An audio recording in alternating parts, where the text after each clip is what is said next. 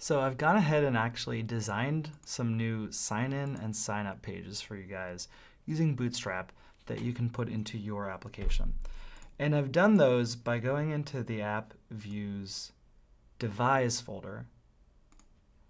And in here, there are views for the registration new page. This is the sign-up page. And the sessions new page. This is the sign-in page. There's a bunch of other views in here too, such as the edit registration page. This is kind of like, editing your user after they've already been created, that we're not going to really mess around with for now.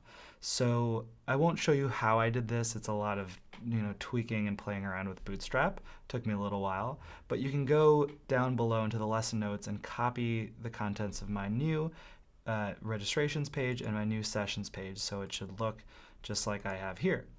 I've also had to create a new style sheet under app assets style sheets, and I call it signin underscore and underscore signup.scss. This basically just applies a little bit of new styles to this login page so that it creates padding at the side, it gives it a maximum width, and it centers it. So those are the three things here, and in order for this to then actually get pulled into our application, I also had to import it at the bottom of application.scss. And by the way, I know that the syntax highlighting doesn't work for SCSS by default, so you can actually just work with CSS syntax highlighting by default. It's basically the same thing. So you can switch over to CSS to make it look a little better. So go ahead and make the changes in your application. If you want to use these, you can customize them a little bit further.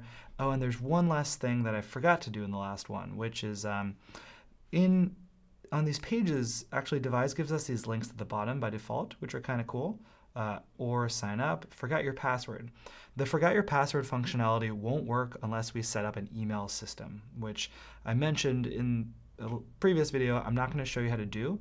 So the easiest way to get rid of this link right here is to actually go into your models, user.rb, and remove this recoverable section. So you need to, from this colon all the way to this comma, you can just delete that. You can delete an extra space and make these line up if you want to.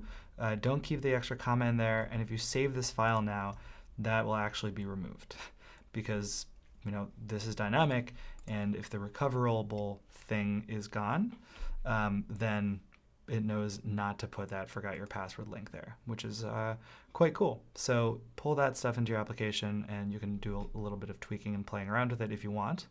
And then once you've gone ahead and done that, let's commit our changes so that we can push them up to Heroku in the next video.